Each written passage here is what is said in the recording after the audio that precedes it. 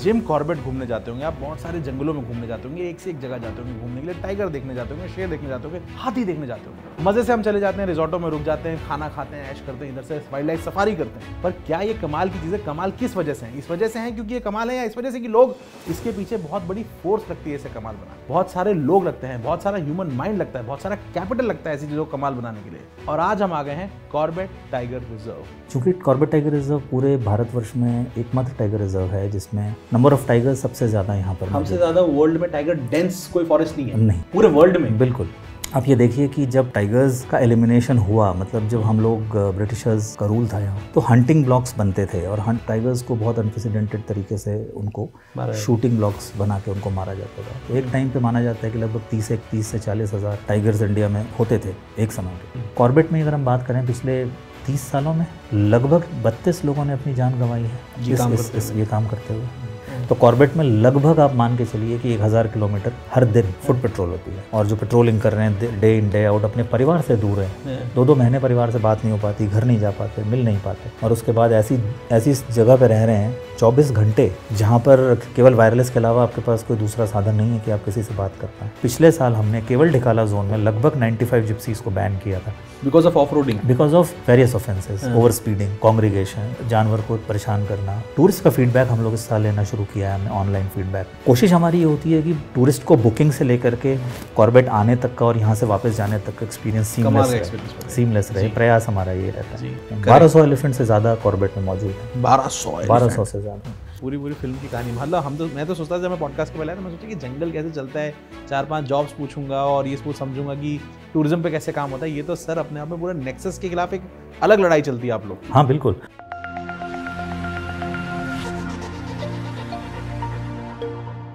जेके super podcast की जनता, एक बार फिर से आपका स्वागत है एक और नए एपिसोड में। जिम कॉर्बेट घूमने जाते होंगे आप, बहुत सारे जंगलों में घूमने जाते होंगे, एक से एक जगह जाते होंगे घूमने के लिए, टाइगर देखने जाते होंगे, शेर देखने जाते होंगे, हाथी देखने जाते होंगे। मजे से हम चले जाते हैं, रिजॉर्टों में रुक जाते हैं, खाना खाते हैं, ऐश करते हैं, इधर से वाइल्ड लाइफ सफारी करते हैं, बहुत सारी कमाल की चीजें करते हैं। पर क्या ये कमाल की चीजें कमाल किस वजह से हैं? इस वजह से हैं क्योंकि ये कमाल है, या इस वजह से कि लोग इसके पीछे बहुत बड़ी फोर्स लगती है इसे कमाल बनाने के लिए, बहुत सारे लोग लगते हैं, बहुत सारा ह्यूमन माइंड लगता है, बहुत सारा कैपिटल लगता है ऐसी चीजों को कमाल बनाने के लिए। और आज हम आ गए हैं कॉर्बेट टाइगर रिजर्व, उत्तराखंड में स्थित वो पार्क, वो फॉरेस्ट जहां पे लोग टाइगर देखने आते हैं। और आज इस व्यक्ति से हम बात करने वाले हैं। उनका करियर कमाल का है, ग्लोरियस है, बवाल करियर है। तो बहुत बहुत स्वागत करते हैं जेके सुपर पॉडकास्ट में और समझते हैं कि कॉर्बेट टाइगर रिजर्व किस तरह काम करता है। डॉक्टर धीरज पांडे, बहुत बहुत स्वागत है आपका जेके सुपर पॉडकास्ट में। धन्यवाद। कैसे हैं सर? एकदम बढ़िया। तो अपने बारे में कुछ बताइए सर, इसके पहले आप कहाँ थे, कैसे क्या रही आपकी जर्नी आज तक की? देखिए, मैं 2004 बैच इंडियन फॉरेस्ट सर्विस का अधिकारी हूँ। मैं उत्तराखंड काडर को बिलोंग करता हूँ जी। लगभग 19 साल से अपनी सेवाएं इस क्षेत्र में दे रहा हूँ। इससे पहले मैं कई जगह पोस्टेड रहा एज डिविजनल फॉरेस्ट ऑफिसर, जो हमारी पहली पोस्टिंग होती है। तो उत्तराखंड के दूरस्थ जो क्षेत्र हैं उनमें मेरी पोस्टिंग रही है। चमोली जनपद में मैं रहा हूँ, देहरादून जनपद में रहा हूँ, उसके अलावा पौड़ी जनपद में मैंने अपनी सेवाएं दी हैं। उसके अलावा मैंने शासन में अपर सचिव के पद पर भी कार्य किया है लगभग 2 साल, जिसमें जो पॉलिसी लेवल के जो इम्प्लीमेंटेशंस होते थे उन पर मैंने काम किया है फॉरेस्ट एंड एनवायरनमेंट सेक्टर में। और उसके बाद फिर मैंने स्टडी लीव ली 1 साल में, कैम्ब्रिज विश्वविद्यालय से एमफिल मैंने किया कंजर्वेशन में। और उसके बाद वापस आने के बाद फिर मैं कंजर्वेटर और चीफ कंजर्वेटर के पद पर रहा, अलग अलग जोन्स में, अलग अलग सर्कल्स में। और उसके बाद लगभग 1.5 साल से मैं कॉर्बेट टाइगर रिजर्व में फील्ड डायरेक्टर के पद पर हूँ। सर, इतनी कमाल की आपकी नौकरी जो चल रही थी, उसके बीच में आपने 1 साल की लीव ली और फिर आप पढ़ने गए आगे। पढ़ने का शौक बहुत है सर आपको? हाँ, देखिए ऐसा है, ये जो नौकरी है फॉरेस्ट सर्विस की, ये एक टेक्निकल सर्विस है। इसमें आपको अपने को अपडेट रखना बहुत ज़रूरी है। ऐसा होता है कि जब आप फील्ड वर्क करते हैं तो इसमें बहुत सारी चीज़ें ऐसी होती हैं जो कि तकनीक और नॉलेज से जुड़ी होती हैं। हालांकि सभी नौकरियां इस तरीके की होती हैं, लेकिन खासकर फॉरेस्ट सर्विस, क्योंकि साइंस बेस्ड बैकग्राउंड के स्टूडेंट्स ही फॉरेस्ट सर्विस में आ सकते हैं जी। तो अपने को अपग्रेड करना बहुत ज़रूरी है। और आजकल कंजर्वेशन के सेक्टर में, वाइल्ड लाइफ और फॉरेस्ट के सेक्टर में बहुत सारे चेंजेस हो रहे हैं। सर, एक आपसे कोई ऐसा टेक अवे पूछूंगा जो आपको अपने एमफिल के दौरान पता पड़ा, जो आपको सुन के मज़ा आ गया कि यार ये कमाल की चीज़ें आपको पहले नहीं पता थी? सर देखिए, ऐसा होता है ना कि जब आप बाहर जाते हैं पढ़ने, तो मैंने कई विश्वविद्यालयों के लिए प्रयास किया जी। मेरा एक तो मैं चयन हुआ भी पहले, लेकिन कुछ और कारण थे, मैं जा नहीं पाया। लेकिन जब मुझे स्कॉलरशिप मिली इस प्रोग्राम के लिए, कंजर्वेशन लीडरशिप का एक प्रोग्राम होता है यूनिवर्सिटी ऑफ कैम्ब्रिज में, एमफिल का, तो मैं बड़े अप्रीहेंसिव था उस कोर्स को लेके कि क्या वहाँ पढ़ेंगे, क्योंकि बिग कैट्स के बारे में या इंडिया में जिस तरीके की बायोडाइवर्सिटी होती है उसको यूके में वो हमें पढ़ाएंगे और मुझे क्या लाभ उससे हो पाएगा, मैं इस तरीके की शंकाएं मन में थी। आप कॉन्फिडेंट नहीं थे? हाँ, लेकिन एक होता है कि नए आप कंट्री में जाते हैं, एक अच्छी यूनिवर्सिटी में आप जाते हैं, टॉप 5 यूनिवर्सिटीज़ में कैम्ब्रिज आती है आज भी, और जो कोर्स मैंने किया वो उसी तरीके का एकमात्र कोर्स है पूरे विश्व में। तो मुझे लगा कि वहाँ लेकिन जाने के बाद आपको रियलाइज़ होता है कि ये कितना वृहद क्षेत्र है। और हमारा जो बैच था उसमें लगभग 16 देशों के विभिन्न क्षेत्रों से आए हुए स्टूडेंट्स थे, और जो एज ग्रुप था वो भी डाइवर्सिफाइड एज ग्रुप था। ऐसा नहीं है कि वो 20 साल से लेकर के लगभग 54-55 ईयर्स तक के स्टूडेंट्स उसमें थे। 55 ईयर्स के स्टूडेंट्स भी थे? बिल्कुल बिल्कुल। और कोई कंजर्वेशन फाइनेंस का स्टूडेंट है, कोई फैशन डिज़ाइनिंग का स्टूडेंट है, उसके अलावा कुछ लोग मरीन बायोलॉजिस्ट हैं, कुछ लोग गवर्नमेंट सेक्टर से, जैसे मैं था और मेरे अलावा एक और जो स्टूडेंट थे वो गवर्नमेंट सेक्टर से थे, और बाकी कई NGOs में लोग अलग अलग क्षेत्रों में काम कर रहे हैं। तो एक इतना अच्छा नेटवर्किंग वहाँ हो गया, और उसके बाद हमको रियलाइज़ हुआ धीरे धीरे कि अपने कंजर्वेशन की जानकारी को बड़ा बनाने के लिए, समझने के लिए, उसकी डीप समझ होने के लिए, क्योंकि देखिए भारत में जो हम कंजर्वेशन करते हैं वो बहुत प्रोटेक्शन ओरिएंटेड कंजर्वेशन होता है, जबकि और कंट्रीज़ में उसकी अप्रोच बहुत अलग होती है। क्या होती है सर, क्या डिफरेंस? देखिए जैसे ट्रॉफी हंटिंग की बात हम करें, बहुत सारे देश ऐसे हैं जहाँ पर वाइल्ड लाइफ को, हंटिंग को प्रमोट किया जाता है, बिकॉज उसमें जो पैसा आता है वो वापस कंजर्वेशन में फिर पूल किया जाता है। तो ये एक बड़ा इंटरेस्टिंग कॉन्सेप्ट है जिसमें कि आप परमिट देते हैं और वाइल्ड लाइफ को मारने के लिए, और उससे जो पैसा मिलता है, लाखों डॉलर्स उससे मिलते हैं, और वो वापस कंजर्वेशन सेक्टर में पूल किए जाते हैं ताकि बाकी जानवरों का कंजर्वेशन हो सके। लेकिन वो मॉडल हमारे यहाँ सक्सेसफुल नहीं है, हम ऐसा नहीं कर सकते। हमारे यहाँ अप्रोच अलग है। हमारे यहाँ टाइगर्स हैं, लेपर्ड्स हैं, या जो भी हमारे यहाँ वाइल्ड लाइफ हमारे यहाँ मौजूद है, उसको हम कभी ऐसा सोच भी नहीं सकते उसके बारे में। तो इस तरीके के बहुत सारे एस्पेक्ट्स हैं जिनके बारे में हमें पता चलता है, और उसके साथ साथ NGOs की वर्किंग, इंटरनेशनल NGOs की वर्किंग किस तरीके से होती है उसके बारे में पता चलता है। बेहतर है हमसे? जी बिल्कुल, क्योंकि देखिए गवर्नमेंट सेक्टर में तो मेरे लिए बिल्कुल नया अनुभव था, क्योंकि हमारे यहाँ हायरकी होती है गवर्नमेंट सेक्टर में, और जो प्राइवेट NGOs होते हैं उनमें बहुत ऑर्गेनिक स्ट्रक्चर होता है, उनकी रिपोर्टिंग बहुत अलग तरीके से होती है। तो मैंने एक फ्लोरा फौना इंटरनेशनल एक NGO है, उसके साथ मैंने लगभग 4 महीने का एक ओरिएंटेशन और एक प्रोग्राम मैंने किया। मेरा अटैचमेंट हुआ उस NGO के साथ। हालांकि कोविड बीच में आ गया तो मुझे थोड़ा जल्दी लौटना पड़ा भारत, लेकिन ये ज़रूर था कि वो एक बहुत बेहतरीन लर्निंग एक्सपीरियंस मेरे लिए था, और उसकी लर्निंग्स अब मुझे रियलाइज़ होता है कि क्यों इम्पॉर्टेंट है, बिकॉज कम्युनिटीज़ का क्या रोल है कंजर्वेशन में, वो कितनी इम्पॉर्टेंट हैं वन और वन्य जीव संरक्षण के लिए, और किस तरीके से उनको इन्वॉल्वमेंट हम लोग बढ़ा सकते हैं कंजर्वेशन सेक्टर में। तो इसके बारे में बहुत अच्छी केस स्टडीज़ हमने देखी, बहुत सारे लोगों से हमारा इंटरेक्शन हुआ। जो टॉप नॉच NGOs होते हैं कंजर्वेशन सेक्टर के, चाहे आप ट्रैफिक इंटरनेशनल ले लें, चाहे आप जितने इंटरनेशनल NGOs आप इमेजिन कर सकते हैं, उनके CEOs आके हमें लेक्चर्स देते थे या पढ़ाते थे। तो बहुत ही अजीब और बहुत ही अनोखा अनुभव रहा, और साथ ही साथ कैम्ब्रिज विश्वविद्यालय जैसे विश्वविद्यालय में पढ़ने का मौका मिला। इसके बाद आप जब आ जाते हैं हिंदुस्तान, तो आप क्या, कहाँ ज्वाइन करते हैं सर? बिफोर कॉर्बेट आप कहाँ थे?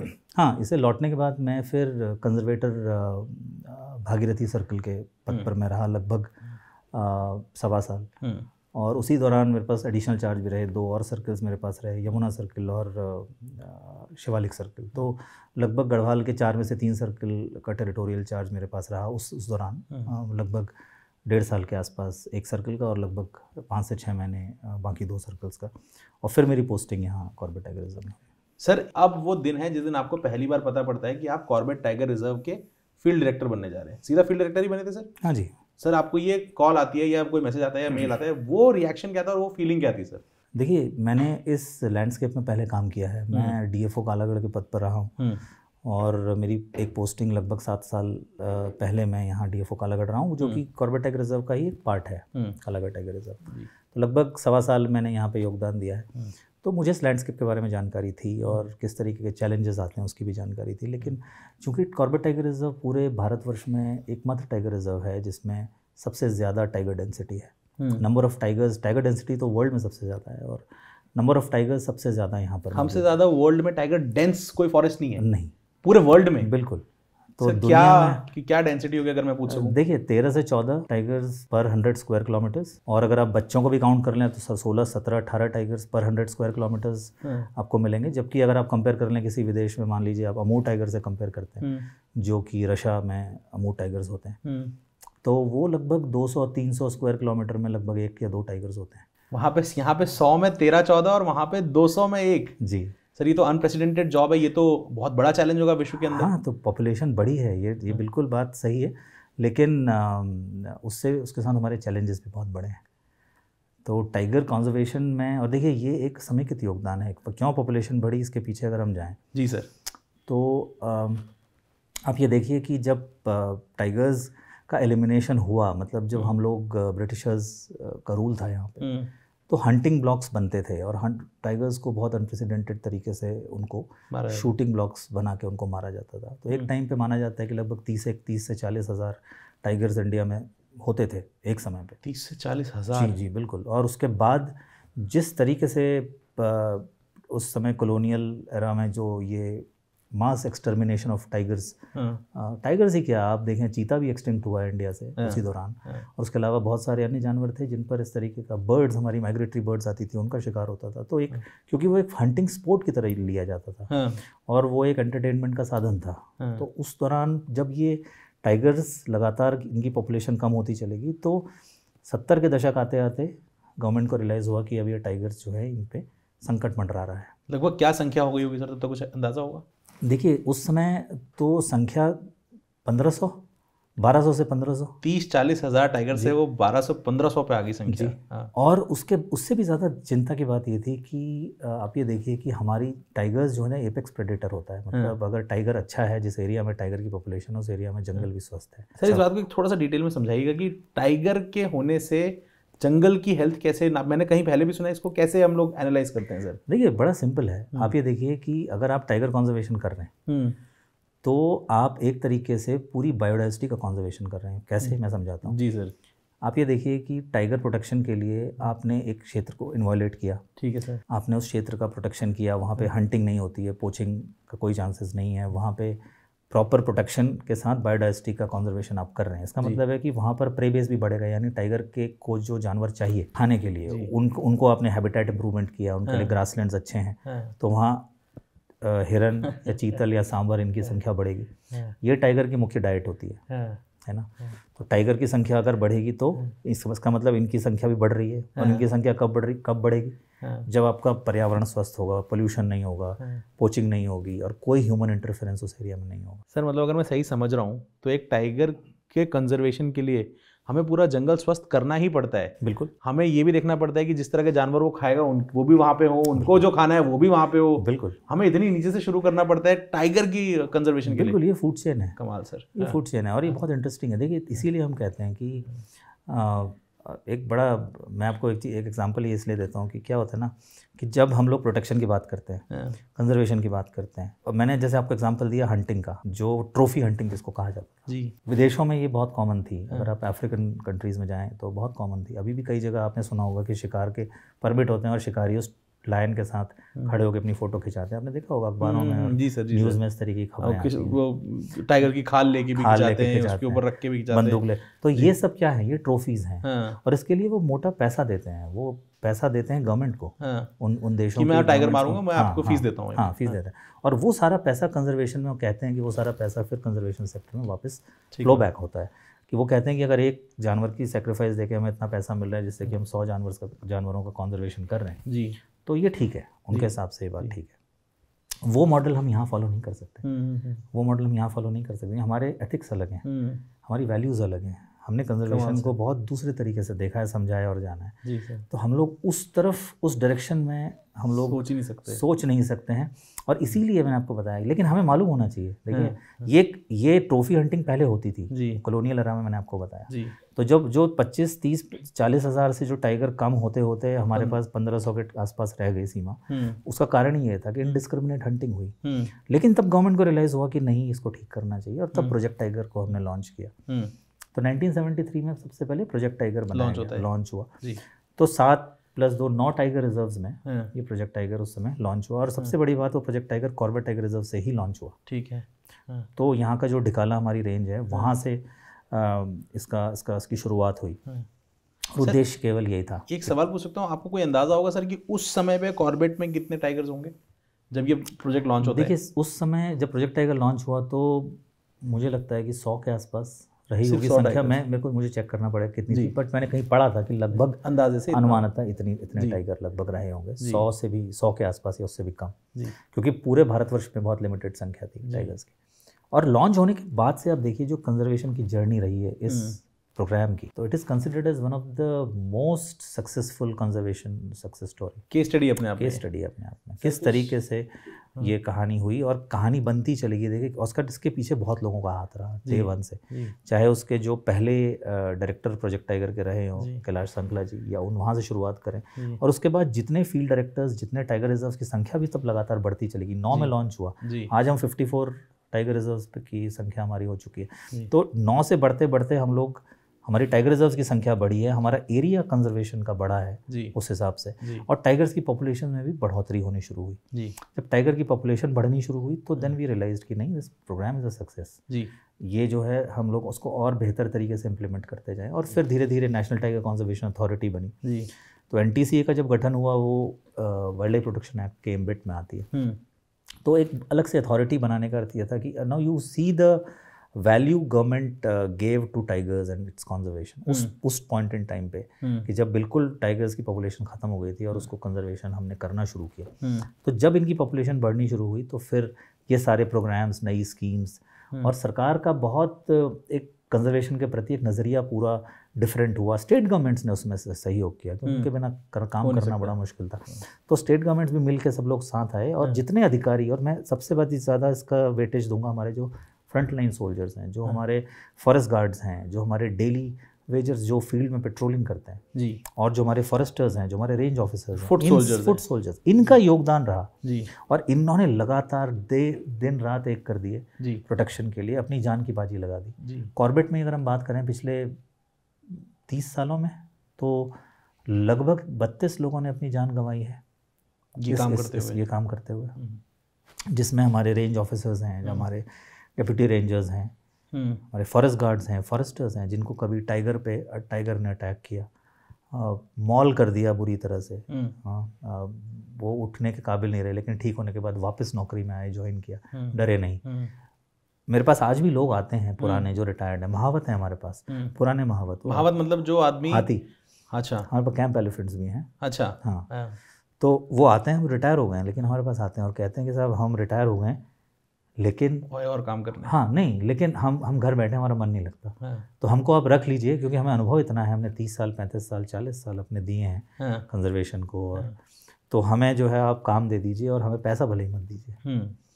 तो ये जज्बा मुझे नहीं लगता कि और कहीं मैंने देखा है किसी और जगह या किसी और नौकरी में, कि इतना डेडिकेशन और उस लेवल के कर्मचारियों का डेडिकेशन जो फील्ड सेट सीधे तौर पे, और वो भी उस जॉब में जिसके अंदर खतरा सीधा जान का है। बिल्कुल जी। फुट पेट्रोल कॉर्बेट में जो हम अपने प्रोटेक्शन की बात करी, हम क्यों ये संख्या बढ़ा पाए, और आज कॉर्बेट में 260 बाघ 260 बाघ है, और अगर हम उत्तराखंड की बात करें तो 560 बाघ अभी उत्तराखंड में 2023 की जो रिपोर्ट आई है हमारी ऑल इंडिया टाइगर एस्टिमेशन की, तो 560 में से लगभग 260 टाइगर्स तो केवल कॉर्बेट में मौजूद हैं, और इसमें वो बाघ सम्मिलित नहीं हैं जिनकी उम्र 1 साल से कम है। अच्छा, अभी बच्चों को तो हम गिन ही नहीं रहे। हाँ, उनको हम नहीं काउंट कर रहे हैं इसमें, वो एडल्ट को हम काउंट करते हैं, 1 साल से ऊपर के उनको बच्चों को हम लेते हैं, जो सब एडल्ट हों और एडल्ट्स हों, उनको हम काउंट करते हैं, लेकिन 1 साल से कम के हम काउंट नहीं करते। तो प्रोलिफिक ब्रीडिंग हमारे यहाँ होती है कॉर्बेट में, चाहे वो बफर जोन हो, चाहे वो कोर जोन हो। इसका मतलब समझा दीजिए प्रोलिफिक ब्रीडिंग का। इसका मतलब ये है कि टाइगर्स को क्योंकि अच्छा एनवायरनमेंट मिलता है, अच्छा हैबिटेट मिलता है, तो मेटिंग अच्छी होती है, लिटर अच्छा होता है, जिसकी जब बच्चे होते हैं टाइग्रेस के तो 3 से 4 कब्स, 4 तक हमने यहाँ पे कब्स देखे हैं एक साथ।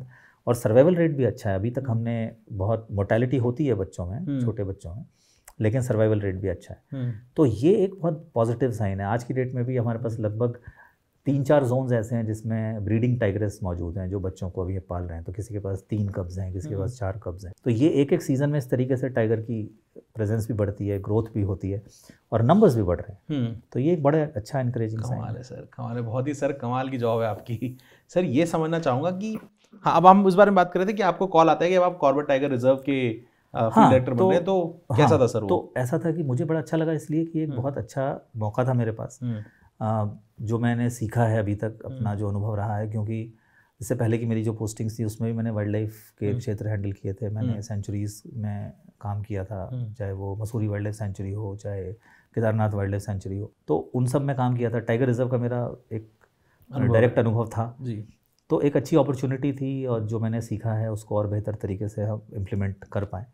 लेकिन चैलेंज भी, जैसे मैंने बताया, क्योंकि संख्या बढ़ रही है टाइगर्स की, तो ह्यूमन वाइल्ड लाइफ कॉन्फ्लिक्ट पूरे उत्तराखंड में एक बहुत बड़ा चैलेंज करेक्ट इस समय फॉरेस्ट डिपार्टमेंट काफ़ी न्यूज़ आती है सर। हाँ, तो वो एक चैलेंज हम लोगों के सामने था और वो चैलेंज जैसे मैंने ज्वाइन किया उसके दूसरे तीसरे दिन ही वो सामने आ गया। अभी आपने नौकरी ये आप यहाँ पे आए, पोस्टिंग हुई आपकी, दूसरे तीसरे दिन आपको चैलेंज आ गया। हाँ, दूसरे तीसरे दिन एक आदमी को पर अटैक हुआ, उसकी डेथ हुई। और मुझे याद है कि वो 14 जुलाई को मैंने ज्वाइन किया था और 17 जुलाई की ये घटना है। और 17 जुलाई से उस टाइगर को हम लोग ट्रैक करते रहे। और आप ये सोचिए कि जुलाई में जब बारिश होती है, मानसून चल रहा है और जंगल में घास बढ़ जाती है, नेशनल हाईवे पे ये अटैक हुआ था। नेशनल हाईवे 309 जो रन करता है कॉर्बेट की पेरिफेरी में, तो वहाँ ये अटैक हुआ। और देखिए, कोई भी अटैक होता है, कोई भी लाइफ लॉस होता है, तो हम बहुत परेशान होते हैं उस चीज़ को, हम व्यथित होते हैं। हम इसलिए परेशान होते हैं कि देखिए, ह्यूमन लाइफ इज़ प्रेशियस, हम वो मानते हैं। और जानवर के द्वारा इस तरीके का अटैक यदि होता है, कोई भी, चाहे लेपर्ड से हो चाहे टाइगर से हो, वो एक बहुत ही दुखद घटना होती है। और जिस परिवार के साथ या जिसके ऊपर वो बीतती है, उसके दुख का तो आप अंदाज़ा भी नहीं लगा सकते। सही बात। और इसलिए ये चैलेंज और ज़्यादा महत्वपूर्ण हो जाता है, क्योंकि इसमें सोशल इशू इन्वॉल्व होता है। टेक्निकलिटीज़ तो हैं ही। एक टाइगर को अगर आप ट्रैक कर रहे हो, आसान नहीं होता है, बहुत मुश्किल होता है उसको पकड़ना, क्योंकि वो बहुत स्मार्ट जानवर है और बहुत कैलकुलेट करके अपने मूव्स चलता है। और ऐसे जंगल में, जो कि उसकी टेरिटरी है, वहाँ पर उसको ट्रैक करना, चाहे पैदल तो रिस्क होता ही है, कहीं से भी अटैक हो सकता है। और क्योंकि डेंसिटी इतनी हाई है, तो एक जगह 2 से 3 टाइगर भी कैमरा टाइगर को चेस कर रहे हो, कोई और टाइगर आप अटैक कर दे, ये होता है। ये सब चैलेंजेस होते हैं, लेकिन टेक्नोलॉजी का हमने यूज़ किया और उसने हमें काफ़ी छकाया। उसने हमें 6 महीने तक छकाया उस टाइगर। टेक्नोलॉजी के बावजूद वो टाइगर इतना स्मार्ट था कि हाँ, क्योंकि हम लोग देख रहे हैं ड्रोन से कि हमने हाथी लगा दिए उसके पीछे, हाथियों से उसको ट्रैक किया। ट्रैंकुलाइजेशन की टीम हमारी तैयार थी, क्विक रिस्पॉन्स टीम्स हमारे पास तैयार थी, बहुत अच्छे एसेट्स हमारे पास तैयार, एक्सपीरियंस डॉक्टर्स हैं जो कि अपनी जी जान लगा के काम कर रहे हैं कॉर्बेट में। तो और हमारी क्विक रिस्पॉन्स टीम्स हैं जो कि बिल्कुल एफिशिएंट हैं इस चीज़ को हैंडल करने के लिए। लेकिन देखिए, चैलेंजेस नेचर के आगे तो आपकी चलती नहीं है। और हाथी हम लोग ड्रोन से देख रहे हैं कि इधर से भी हाथी है, इधर भी हाथी है और बीच में टाइगर है, और जंगल में घास इतनी ज़्यादा है कि आप नीचे उतर नहीं सकते। आपकी लाइन ऑफ साइट में भी आना चाहिए, पर 30, 40, 50 मीटर की डिस्टेंस पे आप उसे, क्यों घास में वो कहाँ छुप जाता है पता ही नहीं चलता है। तो ये सारे चैलेंजेस होते हैं। कभी बारिश हो जाती है, कभी वो सामने आता है, आवाज़ आती है, हमें दिख रहा है लेकिन हम ट्रैंकुलाइज नहीं कर पाते क्योंकि रेंज में नहीं है। और कभी आवाज़ आ रही है, दिखाई नहीं दे रहा है। इस तरीके के चैलेंजेस आते थे। नाइट विजन गॉगल्स लगा के घूम रहे हैं, ढूंढ रहे हैं, रात में भी ढूंढ रहे हैं। ड्रोन्स का हमने यूज़ किया, कैमरा ट्रैप्स का यूज़ किया, लेकिन अल्टीमेटली फिर उसे हमने ट्रैंकुलाइज कर लिया। तो वो एक रिलीफ था हमारे लिए, क्योंकि कोई रात ऐसी नहीं जाती थी जब हम लोग इस चीज़ को सोच के नहीं सोते थे कि एक दिन ठीक से निकल गया, कल भी ठीक से निकल जाए, कोई दिक्कत ना हो, कोई परेशानी ना हो। उसके बाद भी अटैक्स हुए। उसके बाद फिर नवंबर में, अक्टूबर के महीने में एक अटैक हुआ, दिसंबर में एक अटैक हुआ। तो हम लोग लगातार, धनगढ़ी वाला क्षेत्र काफ़ी प्रभावित हुआ इस चीज़ से। और टूरिज़्म पे भी देखिए नेगेटिव इम्पैक्ट पड़ता है कहीं ना कहीं जब लोग इस तरह की घटनाएं होती हैं। तो लाइफ लॉस की घटना को डील करने में स्टाफ को भी हमारे संवेदनशील होना पड़ता है, बहुत समझना पड़ता है। तो ये सब चैलेंजेस हम लोगों के सामने आए, लेकिन फिर फरवरी में जाके हमने उसे ट्रैंकुलाइज किया और उस क्षेत्र से हटाया। और उसके बाद भी कॉन्फ्लिक्ट की घटनाएं होती रहती होंगी सर, लगातार होती रही। देखिए, इसमें लगे हमें 5-6 महीने 7 महीने करने में, लेकिन कुछ घटनाओं में हमने 3 घंटे में ही ट्रैंकुलाइज कर लिया। अच्छा, ऐसा भी है किसी में हमें 1-2 दिन लगे, उसमें हमने ट्रैक, किसी में हमें 3 महीने लगे। तो ये समय डिपेंड करता है कि आप सही समय पे सही जगह होना बहुत ज़रूरी है, और थोड़ा लक फैक्टर भी काउंट करता है। सर अगला सवाल मेरा ऐसा है जो मैं एक तरीके से समझना चाहूँगा, सर एक जंगल चलता कैसे? हम तो आ जाते हैं सर घूमने के लिए, हम तो देश भर में जिम कॉर्बेट घूमने जाते हैं, जिम कॉर्बेट घूमने जाते हैं, कॉर्बेट टाइगर रिजर्व घूमने जाते हैं। अब तो खैर लोग, अब मुझे पता पड़ा है कि कॉर्बेट टाइगर रिजर्व, लोग तो अभी भी देश भर में जिम कॉर्बेट ही बोल रहे हैं। घूमने जाते हैं, सफारी करेंगे, ये करेंगे। लेकिन सर इतने लोग यहाँ पे आने वाले हैं, इतना कुछ होने वाला है, वाइल्ड लाइफ है, सब कुछ है, लोग यहाँ रह रहे होंगे, उन सब लोगों को मैनेज करने के लिए इस बात से शुरू करेंगे सर इसको कि एक फील्ड डायरेक्टर की जॉब में काम क्या होता है, और उसके बाद हायरार्की में नीचे चलेंगे कि आपके नीचे कौन आता है, उनके नीचे कौन आता है, इस तरह किस लेवल तक जॉब्स होती हैं सर, इसे थोड़ा बताएं।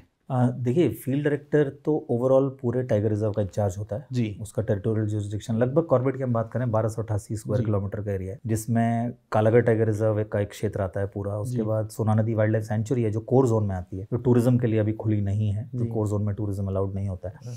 और उसके बाद रामनगर टाइगर रिजर्व, जो ये रामनगर वाला जो हिस्सा है ये, तो ये पूरा समेकित क्षेत्रफल जो है इसमें कोर और बफर मिला के लगभग 1288 स्क्वायर किलोमीटर का क्षेत्र आता है। 3 जनपद इसमें है, अल्मोड़ा, नैनीताल और पौड़ी, ये 3 जनपदों के अलग अलग हिस्से इसमें आते हैं। तो ये फील्ड डायरेक्टर का टेरिटोरियल जुरिसडिक्शन इस एरिया पर रहा जी। उसके बाद जो वर्क होता है वो किस तरीके का, देखिए एडमिनिस्ट्रेटिव काम एक हुआ जी, जिसमें आपको पार्क के मैनेजमेंट और एडमिनिस्ट्रेशन करना है जी, जिसमें जितने मैनेजरियल डिसीजंस आपको लेने हैं वो सब एक्टिविटीज़ आपके थ्रू होती हैं, आप इंचार्ज होते हैं उस चीज़ के। आपको साइंटिफिक टेम्परामेंट भी रखना पड़ता है, क्योंकि आपके बहुत सारी रिसर्च एक्टिविटीज़ होती हैं, वाइल्ड लाइफ रिसर्च होती है। अभी वल्चर्स की हमने टैगिंग करी है, उनको हम लोगों ने छोड़ा है, देख रहे हैं कि उनका हैबिटेट किस तरीके का, इस तरीके की रिसर्च एक्टिविटीज़ होती है। सेंसस ऑपरेशंस हम लोग करते हैं, तो सेंसस में कैमरा ट्रैप्स लगाना, उसको उसकी पूरी रिपोजिटरी लेना, उसको डाउनलोड करके उसको एनालिसिस करवाना। हमारे एक टाइगर सेल है, बहुत एफिशिएंट लोग हमारे पास हैं। हमारे फॉरेस्ट गार्ड्स जो ट्रेंड हैं, सॉफ्टवेयर हैंडल करते हैं टाइगर्स को पहचानने के लिए। जैसे हमारा थंब, जैसे आदमियों में ना थंब प्रिंट होता है जी, तो टाइगर्स में स्ट्राइप्स होते हैं। अच्छा, हर टाइगर का स्ट्राइप अलग होता है, तो आप उसे स्ट्राइप से लेफ्ट फ्लैंक और राइट फ्लैंक से पहचान सकते हैं। तो इस तरीके के सारे काम, रिसर्च के काम एक हो जाते हैं। फिर टूरिज्म, तो टूरिज्म डायरेक्टली लाइवलीहुड से जुड़ा हुआ है। तो इस क्षेत्र में रामनगर में टाइगर टाउन है, टाइगर इकोनॉमी है जी, सारे लोग डायरेक्ट या इनडायरेक्ट रूप से कहीं ना कहीं सारे बिजनेसेस इसी पे चल रहे हैं, टाइगर की वजह से पूरा शहर चल रहा है। बिल्कुल। तो आप ये सोचिए, रिजॉर्ट्स हैं 200-250 से ज़्यादा रिजॉर्ट्स हैं, छोटे होम स्टेज हैं जी। तो इनमें जितने लोग आते हैं, टूरिस्ट जितने भी आते हैं, तो ये पार्क के नियमों का पालन करें जी, ये भी इम्पॉर्टेंट है। तो law enforcement is something which we always look into. Wild life protection act है, इंडियन फॉरेस्ट एक्ट है, फॉरेस्ट कंजर्वेशन एक्ट है, उसके अलावा बहुत सारी national tiger conservation authority guidelines हैं जी, हमारे पोल्यूशन कंट्रोल बोर्ड की गाइडलाइंस हैं, उनके रूल्स हैं, एयर एक्ट है, पोल्यूशन के डिफरेंट एक्ट्स हैं, वाटर एक्ट है, ये सारे का इम्प्लीमेंटेशन कराना वो भी हमारी जिम्मेदारी हो। तो ये तो लॉ का इम्प्लीमेंटेशन वाली बात हो गई ना। और उसके बाद उसके साथ साथ मैंने आपको बताया टूरिज्म मैनेजमेंट, वो एक पार्ट हो गया, जिसमें हमारे 8 टूरिज्म जोन्स हैं, 8 जी। उसमें लगभग आप ये मान के चलिए कि लगभग 25 फॉरेस्ट रेस्ट हाउसेज हैं। तो इन 8 टूरिज्म जोन्स में टूरिज्म होता है, जिसमें हमारे जिप्सीज रजिस्टर्ड जो होती हैं वो अंदर जाती हैं, हमारे नेचर गाइड्स हैं, जो लोकल रामनगर के आसपास के जो हमारे विलेजेस हैं या जो टाउन है हमारा, इसमें जो लोग हैं यही लोग डायरेक्टली इससे रोजगार से जुड़े हुए, तो इनका डायरेक्ट इन्वॉल्वमेंट है यहाँ पे इस टूरिज्म सेक्टर में। और इसके अलावा बाकी टूरिस्ट जो बाहर से आता है वो तो है ही है। तो ये एक एस्पेक्ट हो गया। उसके बाद प्रोटेक्शन जो मैंने आपको बताया, तो law enforcement and protection are entirely different. Law enforcement हो गया अगर आपको नियमों का पालन कराना है जी, वो भी आपको देखना है। और प्रोटेक्शन का मतलब हो गया कि फॉरेस्ट पेट्रोलिंग, वो एक पार्ट है। फॉरेस्ट पेट्रोलिंग, और पेट्रोलिंग कई तरीके से होती है। फुट पेट्रोल, तो कॉर्बेट में लगभग आप मान के चलिए कि 1000 किलोमीटर हर दिन फुट पेट्रोल होती है। सर पेट्रोलिंग को डिटेल में समझते हैं। पेट्रोलिंग में अलग अलग तरह की पेट्रोलिंग है और सबसे इंपॉर्टेंट है फुट पेट्रोलिंग। जो हमारा सेटअप है, एडमिनिस्ट्रेटिव सेटअप है, उसमें जैसे मैंने बताया कि लगभग 1000 kilometre on an average foot petrol होता है। उसमें हमारी जो पेट्रोलिंग टीम्स हैं वो 8 से 9 लोग एक साथ गश्त करते हैं और उनके जीपीएस के साथ गश्त करते हैं। तो हमारे पास डेली पेट्रोल लॉग आ जाता है उनका कि उन्होंने किस क्षेत्र में कितने किलोमीटर तक किस टीम ने कहाँ गश्त की है जी। और वो अब एक एमस्ट्राइप्स एक सॉफ्टवेयर है, उसके माध्यम से हम लोग एनालिसिस कर लेते हैं कि टोटल कितने किलोमीटर किस एरिया में गश्त हुई है। और जीपीएस का फ़ायदा ये होता है कि हमें पता चल जाता है कि किस एरिया में कम पेट्रोलिंग हो रही है। और वहाँ यदि वो डैम का एरिया है या वहाँ पानी ज़्यादा है या वहाँ पहाड़ ऐसा है कि जिसमें चढ़ के जाया नहीं जा सकता, तो वहाँ पर फिर ड्रोन्स के से हम पेट्रोलिंग करते हैं, उस एरिया को ड्रोन से हम लोग कवर करते हैं। Patrolling, drone patrolling and then we also have elephant patrols. तीसरी तो एलिफेंट ऐसे एरिया में हम लोग, हमारे पास कैंप एलिफेंट्स हैं, टोटल करीब 15 कैंप एलिफेंट्स हैं। तो बरसात, खासकर जब ये बरसात का मौसम आता है, जब मानसून शुरू हो जाता है, तो हम लोग ऑपरेशन मानसून एक हम लोगों का एक कार्यक्रम चलता है जो अगले 3-4 महीने तक लगातार बहुत इंटेंसिव प्रोग्राम होता है। और उस प्रोग्राम में हम एलिफेंट पे पेट्रोलिंग करते हैं, क्योंकि रोड्स इनएक्सेसिबल हो जाती हैं जी, फॉरेस्ट रोड्स टूट जाती हैं, बरसात में बह जाती हैं, नदियों में पानी बढ़ जाता है, तो उसकी वजह से हमें एलिफेंट्स का यूज़ करना पड़ता है। और एलिफेंट्स पूरे एरिया में कोम्बिंग करते हुए चलते हैं। और ये टाइम होता है जब पोचर्स का भी थ्रेट। कोम्बिंग का मतलब बता दीजिए। कोम्बिंग का मतलब हो गया, आपने कंघी देखी, इससे बाल बनाते हैं वो रास्ता बनाते हैं, तो वो क्या करते हैं, वो आपने पूरे एरिया को स्कैन करते चलते हैं। Group of people they move together and combs, पूरे जंगल को कोम्बिंग करते हुए चलते हैं। फिर हम लोग रात में एम्बुश लगाते हैं, जो हमारे यूपी से सटे हुए जो एरियाज़ है, उत्तर प्रदेश से हमारी सदर्न बाउंड्री लगती है बिजनौर डिस्ट्रिक्ट से, तो वहाँ से इन्फिल्ट्रेशन होने के चांसेस होते हैं। तो वहाँ एम्बुश पेट्रोल्स होती हैं, रिज पेट्रोल्स होती हैं रात में। तो रिज का मतलब हो गया कि ऊंचे ऐसे क्षेत्र होते हैं जहाँ पे वो टीम्स चले जाती हैं जल्दी शाम को, और रात को वहीं बैठती हैं, रुकती हैं, और वहीं से वो नाइट विजन जो हमारे पास गॉगल्स होते हैं, और नाइट विजन जो हमारे पास बाइनोकुलर्स होते हैं, उनसे वो ट्रैक करते हैं। जंगल में कोई भी आ रहा है जा रहा है, उससे उसका पता चलता है। उसके अलावा लगभग 12 हाई रेजोल्यूशन कैमराज, जिसको हम इलेक्ट्रॉनिक आई बोलते हैं, EI बोलते हैं, ये हमने सदर्न बाउंड्री में इंस्टॉल करे जी। तो इनसे बहुत बड़ा प्रोटेक्शन होता है, बिकॉज इनकी रेंज लगभग 4.5 किलोमीटर है। तो एक कैमरे से हम लोग 4.5 किलोमीटर की डिस्टेंस तक देख पाते हैं, और उसमें टाइगर्स की मॉनिटरिंग हम लोग कर सकते हैं, एलिफेंट्स की, जानवरों की मॉनिटरिंग तो कर ही सकते हैं, लेकिन अगर कोई आदमी उस एरिया में जा रहा है सदर्न बाउंड्री में, तो उसको भी हम लोग, उसकी भी रिकॉर्डिंग होती है, उसकी लाइव फीड हमारे पास आती है, हमारा कंट्रोल रूम है, उसमें लाइव फीड आती है, 24/7 उसकी मॉनिटरिंग होती है। तो we keep a track on what is happening in the southern boundary, specially because वहाँ से बहुत ज़्यादा चांसेस होते हैं कि यूपी से पोचर्स अंदर घुस न जाए। सर एक सवाल मेरे को आ रहा है, इतनी बारिश में जब आप लोग जो फॉरेस्ट के एक्सपर्ट हैं, आप लोग का मूव करना मुश्किल है, तो उस टाइम पे इन्फिल्ट्रेट करता कौन है सर? देखिए, ये जो पोचर्स होते हैं ना, ये बहुत स्मार्ट होते हैं। ये क्या पोच करने आते हैं सर? टाइगर्स, सिर्फ टाइगर्स जो भी उनको जानवर, देखिए कुछ मीट पोचर्स होते हैं, अलग अलग कैटेगरी होती है जी। कुछ मीट पोचर्स होते हैं जो केवल मीट के पर्पज़ के लिए आते हैं, उनका ध्येय बिल्कुल अलग होता है और इंटेंशन भी अलग होता है। लेकिन जो ऑर्गेनाइज्ड क्राइम होता है, wild life crime is an organised crime. Drug आपने सुना होगा, ड्रग कार्टल्स हैं, ऐसे ही वाइल्ड लाइफ क्राइम के भी वाइल्ड लाइफ कार्टल्स हैं। इंटरनेशनल एक बहुत बड़ा ये बिजनेस है इस तरीके का, जिसमें टाइगर्स की पोचिंग होती है, राइनो उत्तराखंड में तो नहीं है, पर और स्टेट्स में राइनो हॉर्न्स हैं, इनको मारा जाता है, और बड़ी बेदर्दी से मारने के बाद उनके पूरे बॉडी पार्ट्स को बाहर के देशों में बेचा जाता है। सर हमारे यहाँ ऐसा हुआ होगा, मतलब हमारे यहाँ से टाइगर ऐसे मार दिए जाते हैं और गए होंगे बाहर? देखिए, ये आप देखते हैं, आप रोज़ रिपोर्ट्स आती हैं, आप पढ़िए, आप देखिए, आपको रियलाइज़ होगा कि कितना ज़बरदस्त ऑर्गेनाइज्ड क्राइम इसमें एक तरीके का ये है, संगठित अपराध जिसको हम कहते हैं। और ज़्यादातर इसमें मिडिल मैन को तक हम पहुंच पाते हैं, जो बड़े सिंडिकेट्स हैं उन पर हाथ पहुंचने में बहुत समय लगता है। तो ये जो लोग होते हैं, इन लोगों जो लोग हायर करते हैं, ये बावरिया या लोकल ऐसे ग्रुप्स होते हैं जिनको जंगल का बहुत अच्छा आइडिया होता है। ये भी एक्सपर्ट है, ये एक्सपर्ट होते हैं, ये टाइगर साइंस पहचानते हैं, जंगल की आवाज़, जंगल की साइन, ये सब पहचानते हैं। तो इनके लिए बड़ा आसान होता है ये सब मूवमेंट ट्रैक करना। तो ये as good as our team. हाँ, तो इसलिए हमको इनसे एक स्टेप आगे रहना पड़ता है। अब they don't use mobile phones at times, because उनको पता है कि इससे ट्रैक हो सकता है। तो हमें इलेक्ट्रॉनिक सर्विलेंस तो हम करते ही हैं। हमारी एक SOG है, स्पेशल ऑपरेशंस ग्रुप, जिसका काम ही ये है कि वो इन सब लोगों पे नज़र रखे, और उसको हमने इक्विप किया हुआ है बेस्ट पॉसिबल रिसोर्सेज से। तो उनका काम ये होता है कि मुखबिर जो हमारे हैं उनको भी, क्योंकि मैनुअल जो खबर आपको मिल रही है या एक इन्फॉर्मर आपको जो इन्फॉर्मेशन दे रहा है, उसकी कोई काट नहीं होती, और इन लोगों के पीछे उसी तरीके की ट्रैकिंग करनी पड़ती है। हम लोग कई और स्टेट्स में भी ऑपरेट करते हैं, जो आसपास उत्तराखंड से सटे हुए, दिल्ली है, हरियाणा है, पंजाब है, राजस्थान है, इन एरियाज़ में भी हम लोग अपनी नज़र रखते हैं कि कौन सा ग्रुप कहाँ एक्टिव हो रहा है। Wild life crime control bureau एक आपने सुना होगा दिल्ली में जी, उसका हेडक्वार्टर है, उनके साथ हमारा कोऑर्डिनेशन रहता है। ट्रैफिक इंटरनेशनल है, ट्रैफिक इंडिया है, उनके साथ हमारा कोऑर्डिनेशन रहता है। उसके अलावा और भी बहुत सारे एजेंसीज़ हैं, इंटर एजेंसी कोऑर्डिनेशन इसमें बहुत महत्वपूर्ण होता है। लोकल पुलिस, हमारी उत्तराखंड पुलिस है, उनके साथ हमारा कोऑर्डिनेशन होता है। उसके अलावा उत्तर प्रदेश के जो हमारे फॉरेस्ट ऑफिसर्स हैं या लोकल जो फॉरेस्ट ऑफिसर्स हैं, DFOs हैं, कंजर्वेटर्स हैं, उनके साथ कोलैबोरेट करते हैं।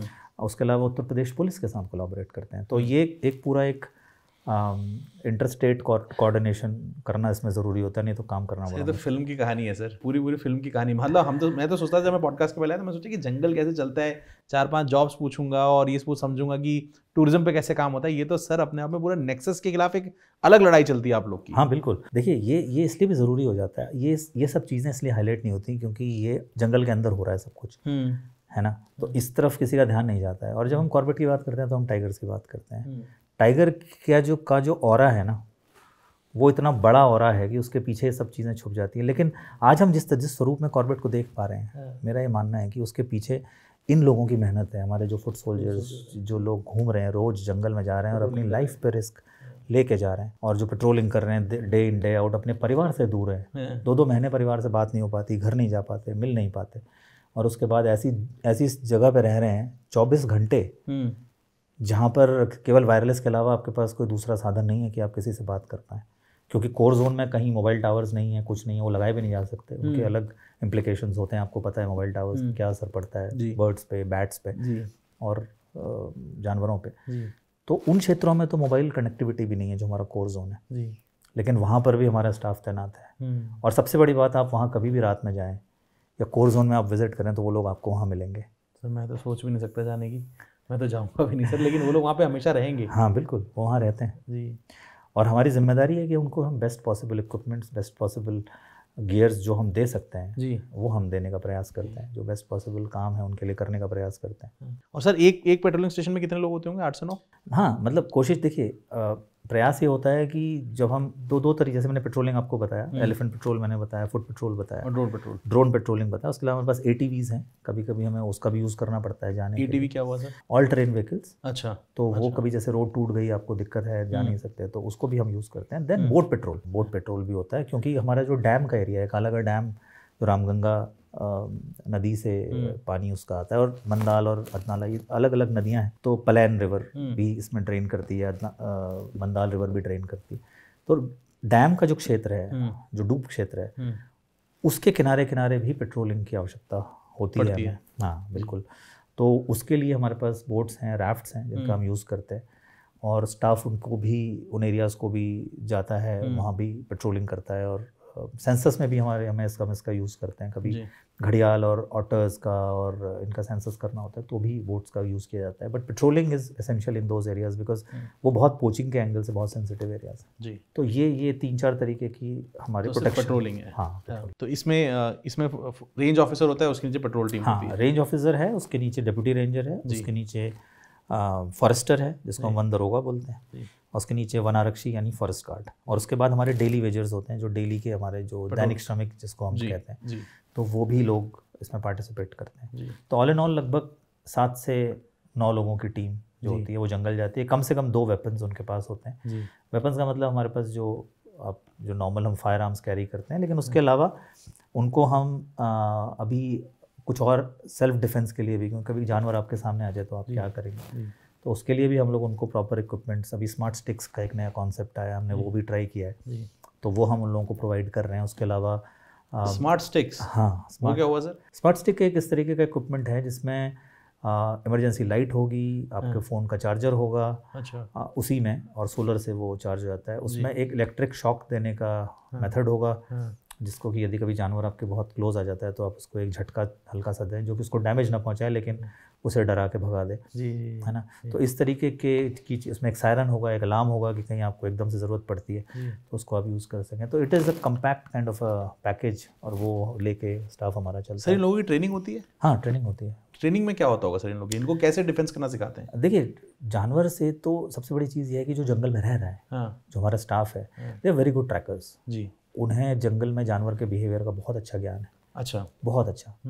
और वो धीरे धीरे ये सब चीज़ें अनुभव से आती हैं। आप जंगल में सर्वाइवल जो है वो आप क्लास में बिठा के किसी को या 2 घंटे का प्रैक्टिकल करा के नहीं बता सकते। तो ये सीजन्ड लोग हैं सारे, और लगातार जंगल में रहने के कारण, लगातार जंगल में उस एनवायरनमेंट में रहने के कारण इनको बहुत अच्छी नॉलेज हो गई है कि एलिफेंट की अगर कहाँ से टाइगर की कॉल हो रही है, एलिफेंट का अगर हर्ट जा रहा है तो उसके सामने किस एरिया से नहीं जाना है, कैसे अवॉइड करना है ना। और we made it mandatory because there are certain rules in place, वो हम बिल्कुल we abide by them, no compromise on that. हाँ, सिक्योरिटी पे स्टाफ की वी डोंट कॉम्प्रोमाइज, मतलब कोई कॉम्प्रोमाइज़ नहीं होता है। मिनिमम 2 वेपन्स आप लेके चलेंगे अपने सिक्योरिटी के, जो आपके और साधन हैं। एंटी डिटरेंट स्प्रे होता है, एक एंटी एनिमल डिटरेंट स्प्रे, वो भी हम इनको प्रोवाइड करते हैं, which provides a small burst of spray which actually you know, वो जंगली कोई भी जानवर हो, चाहे बेयर हो, चाहे लेपर्ड हो, चाहे टाइगर हो, उसके सामने नहीं आएगा, and then they will get a chance to escape. तो वो सब होता है, लेकिन उसके बाद भी हादसे होते हैं। अभी मुझे याद है 2-3 महीना पहले हमारे यहाँ लगातार बैक टू बैक 2 हादसे ढकाला रेंज में हुए, जहाँ हमारे श्रमिकों पे अटैक हुआ 2 और दोनों की डेथ हुई। तो वो बड़े अनफॉर्चुनेट इंसिडेंट्स थे, लेकिन और वो तब हुए जब वहाँ पे पूरी सुरक्षा के इंतज़ाम भी थे, आर्म्ड गार्ड उनके साथ थे, बाकी सब व्यवस्थाएं वहाँ पे थी, लेकिन उसके बाद भी ये अटैक्स हुए। क्योंकि देखिए ये थोड़ा सा वन ऑफ इंसिडेंट्स इस तरीके के हो जाते हैं कभी कभी, जो कि बहुत दुखद होते हैं जी। पर that's how we have to you know work, ये हमारा नॉर्मल रूटीन है। कमाल सर, ये दुनिया तो हमने समझी थोड़ी सी। अब इस दुनिया में चलते हैं सर टूरिज्म की तरफ। टूरिज्म में आप लोग किस तरह काम करते हैं, किस तरह के इनिशिएटिव लेते हैं, और टूरिज्म के साथ सर ये भी समझाइएगा कि आसपास के जो गांव वाले हैं उनके साथ आप लोगों को कैसे डीलिंग करनी पड़ती है, इसकी तरफ चलते हैं सर।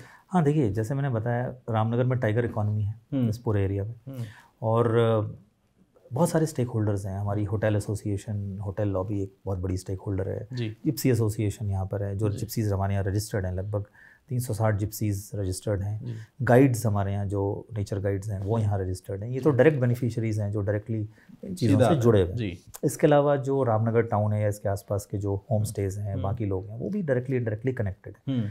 तो टूरिस्ट का influx through out year Corbett में रहता है। हमारे ज़्यादातर जोन्स बंद हो जाते हैं, केवल 2 जोन हमारे 24/7 365 डेज खुले रहते हैं। वो हैं ढेला और झरना, 2 जोन्स हमारे।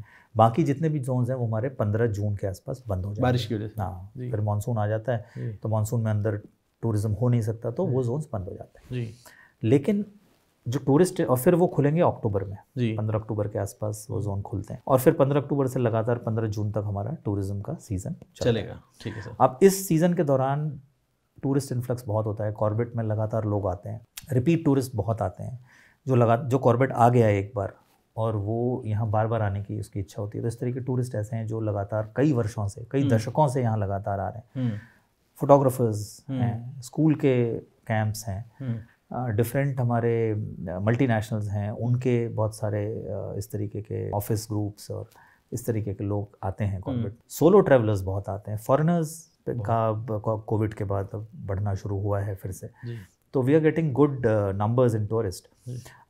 देखिए, उसके लिए हम लोग पूरी तरह तैयार रहते हैं। हम लोग जोन खुलने से पहले टूरिज्म जोन की सारी तैयारियां की जाती हैं, रोड्स की मरम्मत की जाती है, हमारे रेस्ट हाउसेज हैं जहाँ नाइट हॉल्ट करते हैं टूरिस्ट, उनको हम रिपेयर करते हैं। उसके अलावा साइनेजेस पे हम लोग ध्यान देते हैं, इंटरप्रिटेशन सेंटर्स हैं उनको हम लोग रिपेयर करते हैं, ठीक करते हैं, जो कमियां हैं उनको दूर करते हैं। साथ साथ जो हमारी प्रोटेक्शन है, फेंसेस हैं, इलेक्ट्रिक फेंसेस हैं, इन सब का रिपेयर का काम होता है। ये सारी चीज़ें ठीक करने के बाद फिर एक जोन खुलता है जी। अब हमारी कोशिश, हमने कुछ नए इनिशिएटिव पिछले लगभग सवा साल में लिए हैं जी सर। उसमें हमने क्या किया कि जो जिप्सीज़ हैं उनमें GPS हमने लगाए हैं। तो उससे क्या होता है कि पार्क रूल्स का इन्फोर्समेंट होता है। बिकॉज देखिए, अंदर आप बाहर जिस स्पीड से गाड़ी चला रहे हैं, अंदर उस स्पीड से नहीं चला सकते। एक तो वो फॉरेस्ट रोड है। क्या लिमिट है सर अंदर की? अंदर 20 किलोमीटर/आवर की लिमिट है जी। 20 किलोमीटर/आवर, you can't go beyond that. तो वो हम लोग चेक करते हैं कि वो स्पीड वायलेशन तो नहीं हो रहा है। उसका रीज़न बहुत इंपॉर्टेंट है, क्योंकि जंगल में छोटे बड़े हर तरीके के जानवर होते हैं। अचानक कोई गाड़ी के सामने आ जाए तो फिर दिक्कत हो सकती है। तो एक तो ये, दूसरा कॉन्ग्रीगेशन ऑफ जिप्सीज़। अगर टाइगर सामने दिख रहा है या कोई जानवर सामने दिख रहा है और जिप्सीज़ रास्ता रोक के खड़े हो जाते हैं तो टाइगर मूव नहीं कर पाएगा। तो इस तरीके का कॉन्ग्रीगेशन भी, उनसे हमको पता चलता है कि कितनी जिप्सीज़ एक समय पे कहाँ जमा हो रही हैं, ये पता चलता है। ऑफ रोडिंग तीसरा ये फ़ायदा होता है। अगर जो रूट निर्धारित है उसके अलावा किसी और रूट पे आप जिप्सी ले जा रहे हैं तो ये भी एक ऑफेंस है। इस पर भी हम करते थे। हाँ, कई बार होता है इस तरीके का। और मुझे ध्यान है पिछले साल हमने केवल ढिकाला जोन में लगभग 95 जिप्सीज़ को बैन किया था, because of off roading, because of various offences, over speeding, congregation, जानवर को परेशान करना। टूरिस्ट का फीडबैक हम लोग इस साल लेना शुरू किया है हमने, online feedback, and we are getting wonderful feedback. See we always invite positive criticism. Perfection तो कहीं नहीं हो सकता, लेकिन हमारी कोशिश ये होती है कि जो कमियां हैं उनको किस तरीके से हम लोग दूर करें। तो हमने फिर इस साल टूरिज्म सीजन खुलने से पहले 17 workshops were organised for guides and drivers, और वो 30-35 के ग्रुप्स में हम लोगों ने ड्राइवर्स और गाइड्स को बुलाया। ये जून में सीज़न बंद हुआ था, जुलाई से हमने वर्कशॉप शुरू कर दिए थे और अक्टूबर तक ये वर्कशॉप चले हैं। और हर महीने हमने वर्कशॉप्स करे हैं, जिसमें हमारे लगभग 750 लोगों ने प्रतिभाग किया, जो हमारे गाइड्स हैं और ड्राइवर्स हैं जो हमसे जुड़े हुए। और उनको हमने यही बताया कि आपको पार्क के रूल्स क्या हैं, हमारी आपसे क्या एक्सपेक्टेशंस हैं। तो अगले सीज़न में जो गलतियां इस बार हुई हैं, क्योंकि कई टूरिस्ट होते हैं हमारे पास, वीडियो रिकॉर्डिंग्स आ जाती हैं, टूरिस्ट ही खुद वीडियो रिकॉर्डिंग बना लेते हैं कि साहब ये वायलेशन हुआ है ना। तो वो सारी चीज़ें हमने उन्हें बताया कि हमको ये सब चीज़ें आप ना करें, क्योंकि इससे क्या होता है कि जो टूरिस्ट यहाँ आ रहा है कॉर्बेट में, तो वो किससे इंटरेक्ट कर रहा है, गाइड से और ड्राइवर से। वो डायरेक्टर को भी नहीं जानता, वो डिप्टी डायरेक्टर को भी नहीं जानता, वो रेंज ऑफिसर का नाम भी नहीं जानता, कुछ नहीं जानता। उसे पता है कि कॉर्बेट जा रहे हैं तो जिप्सी में बैठे, और जो एक्सपीरियंस वो 4-4.5 घंटे का लेके उनसे मिलेगा। मैंने कहा आप हमारे रिप्रेजेंटेटिव, हमारे फेस हो कॉर्बेट का, तो आपको तो बेहतर दिखना ही है और करना ही है ना। मेरे पास कुछ फीडबैक्स इतने बेहतरीन आए कि हमने, कई टूरिस्ट ने ये कहा कि हम लोग इतने टाइगर रिजर्व्स में गए हैं और इतनी जगह हम लोग घूमे हैं, लेकिन the kind of input which we got from your guides has been exceptional and out of the world। तो हमारा सीना चौड़ा होता है ये सुन के कि वाकई में अगर अगर ये सब फीडबैक हमको मिलता है तो हमें बड़ा अच्छा लगता है कि हम लोग वाकई में वो क्वालिटी मेंटेन कर पा रहे हैं। लेकिन क्रिटिसिज्म भी बहुत होता है, बिल्कुल। कई बार गाइड्स उतना अच्छा परफॉर्म नहीं कर पाते फॉर सम रीजंस, या पोलाइट नहीं होते बात करने में या कोई इस तरह। तो this year we are taking it very seriously. I have got feedbacks. हमने वेबसाइट अब नई लॉन्च करी अक्टूबर में, we have change the whole system. कुछ कमियां रही हैं, लेकिन धीरे धीरे हम लोग उसको ठीक कर रहे हैं। और बुकिंग में बहुत प्रॉब्लम्स पहले आती थी कॉर्बेट की वेबसाइट में, तो हमने वो वेबसाइट पूरी रिवैम्प करी है और अभी बुकिंग्स हमारी काफ़ी स्ट्रीमलाइन हो गई हैं। बॉट्स के थ्रू या ऑटोफिल्स के थ्रू जो बुकिंग्स होते थे वो हमने बैन करने शुरू करे हैं। 350 नंबर पिछले हफ्ते हमने बैन करे हैं कॉर्बेट में। तो हम इस तरीके के स्टेप्स ले रहे हैं जिससे कि ये सब चीज़ें स्ट्रीमलाइन हो जाएं। तो कोशिश हमारी ये होती है कि टूरिस्ट को बुकिंग से लेकर के कॉर्बेट आने तक का और यहाँ से वापस जाने तक का एक्सपीरियंस सीमलेस रहे। प्रयास हमारा ये रहता है। तो इस डायरेक्शन में काम करना हम लोग सोच रहे हैं कि तो ये चीज़ हम लोग इम्प्रूव करें। उसके अलावा अभी हमने प्रयास ये किया है कि जो हमारे नेचर शॉप्स हैं इनको हम लोग रिवैम्प करें, किस तरीके से रिवैम्प कर सकते हैं। और उसके साथ साथ आपने कम्युनिटीज़ की बात पूछी थी, तो देखिए ऐसा होता है कि कंजर्वेशन हम बिना कम्युनिटीज़ के कर नहीं सकते, बहुत मुश्किल है जब तक हमें स्थानीय लोगों का सहयोग नहीं मिलेगा। और उसका रीज़न है क्योंकि टाइगर्स जब फ्रिंज एरिया में आते हैं बाहर, और आने के बहुत सारे कारण हैं, उसमें हम बाद में बात करेंगे। जब बाहर आते हैं तो सबसे ज़्यादा प्रभावित कौन होता है? वही लोग, तो जो लोग फ्रिंज एरिया में रह रहे हैं वो उन लोगों का डायरेक्ट उसके साथ इंटरेक्शन होता है टाइगर के साथ, और या फॉर दैट मैटर एलिफेंट्स के साथ, जिससे कि वो कम से कम पार्क से और हम जो काम कर रहे हैं उससे डायरेक्टली जुड़ पाएँ। तो ये ध्यान में रखते हुए हमने 2-3 इनिशिएटिव्स लिए। पहला एक इनिशिएटिव था जिसमें हमने यहाँ पे मैंने जब ज्वाइन किया था कॉर्बेट टाइगर रिजर्व में, तो टाइगर्स की तो बात होती है हर जगह, लेकिन एलिफेंट्स एक बहुत इम्पॉर्टेंट जानवर है यहाँ पे, फ्लैगशिप स्पीशीज़ है जिसके बारे में हम लोग कम बात करते हैं। 1200 एलिफेंट से ज़्यादा कॉर्बेट में मौजूद हैं। 1200 से ज़्यादा। इनमें भी कुछ ऐसा होता है सर कि सेंसस काउंट होता है कि छोटा एलिफेंट, बेबी एलिफेंट या बड़ा एलिफेंट? इसमें भी काउंट होता है, एलिफेंट काउंट होता है, एलिफेंट सेंसस होता है।